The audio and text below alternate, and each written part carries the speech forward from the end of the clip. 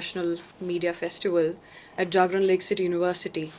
My name is Jharna Raina, and we have with us Mr. Sanjoy Majumder, co-founder and managing editor of Collective Newsroom, the sole provider of BBC News in India. Thank you so much, sir, for joining us here. Pleasure, Jharna. Thank you. Starting right off the bat, sir, how do you see the West Asia war panning out and playing out in the world bearing the burden of it? So that's a very complex question to a very complex situation. I guess what's happening at the moment is a very holding situation. One of the biggest issues was, so this is a war with Israel and US on one side and Iran on the other, and of course a number of other countries in the periphery. The biggest problem was that Donald Trump, the US president, didn't quite clearly define, what his objectives were. Right. So whenever you go into an armed conflict, you have clearly defined objectives. I want to, take away the military capability of my opponent or whatever it is. In this case, there was a vague sort of regime change. But as you can see, it turned out to be a very messy affair, very complex and messy affair. So we've got to a situation where obviously the Iranians, despite the fact that the entire military and political leadership was basically removed, it's not very clear who is running Iran at the moment. It's quite possible that there are different groups and organizations who might even be competing with each other. So it's very difficult to imagine this lasting beyond a point, but you never know.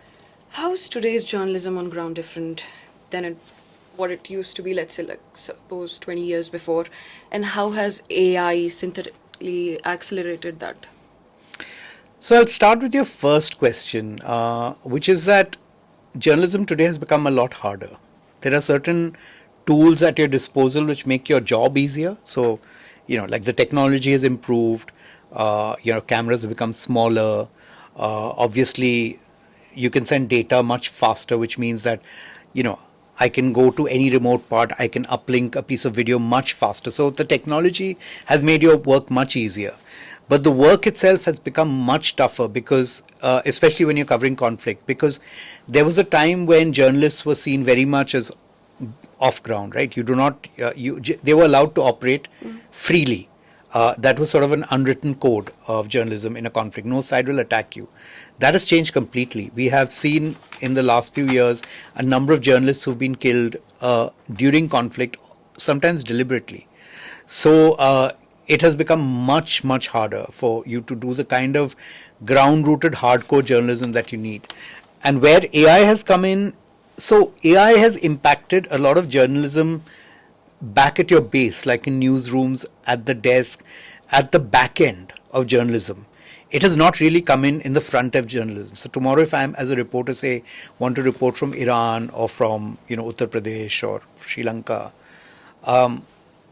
there is not much I use by way of an AI tool when I'm out in the field. I'm still going to take my mic, my camera, my notebook. I will interview people there. I will film them. I will edit that package and just send it back and publish it. Right. So on that note, which war zone has, challenged you the most as a journalist? It's an interesting question. I have been through quite a few conflict zones, Afghanistan being probably the one which is the most volatile. But actually, I found my hardest assignment was not in a war zone. My hardest assignment was covering the Rohingya refugee crisis. And the reason is, see, in a war zone, it's all about staying safe, making sure you out of, their bombs and, you're wearing bulletproof jackets and so on. That's its own thing. But what happened in the Rohingya crisis, in a lot of these humanitarian crises, the impact is borne by children. When I covered it, my son was about 10 or 11. And I saw so many children of that age group. And what would happen is, when you enter these camps, they come to you because actually many of them have lost their parents or they're by them. So, they'll come and hold your hand. And emotionally, that actually took like a lot out of me.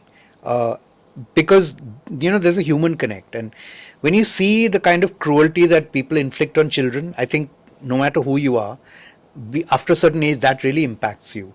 And I think for months after that, my wife would tell me that, you're waking up in the night and you're shouting or crying, which has never happened to me when I covered wars. So I think it's the experience of what hits you hardest. For me, it was not so much conflict; it was always human suffering that affected me very badly. I read your article on BBC, The Tales of Horror from Myanmar, Rohingya genocides, and but covering that, how do you, kind of make sense all of it? How do you ethically deal with all of that? How do you present it? It's the hardest thing as a journalist. How much do you show without infringing upon privacy of the individuals? Uh, Also because whenever you enter any kind of stuff, whether it's even if it's like an earthquake has happened or a floods have happened and there are people affected, wherever you go, it happens in India also. People look at you and say कि अच्छा आप दिखाओगे तो कुछ हो जाएगा, something will happen. You'll show my picture, that means that tomorrow I'll get rescued or I'll get relief. They look at you with hope, and the problem is, as a journalist, you know that you can't do anything about it. You hope that your report will carry some weight and maybe influence some people, but we also know that we have limitations. I think that is the hardest, because the people who trust you with their stories or come on camera are doing it because they feel that you have got something to give to them, which you don't. The other ethical dilemma which seen happen a lot, and it happened to us, another crew, not me. So there were, there were floods in northern Bihar, and there were these boats which were carrying refugees. And it was very important for us to show the extent of the suffering. So we said we need to send a camera person and a reporter on the boat to capture the journey. A lot of the comments we got were, you are saying in your report that every boat can carry only 50 people and there are so many who need rescuing. But you and your camera person took 2 spots, so that means only 48 could.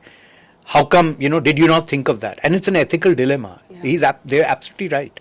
We took up 2 positions which could have been given to a victim. On the other hand, if we didn't show the scale and extent of what is happening, the world wouldn't know. And those are the kind of ethics you grapple with. So, what advice would you give to your young journalists, navigating the field of journalism? It's a hard field.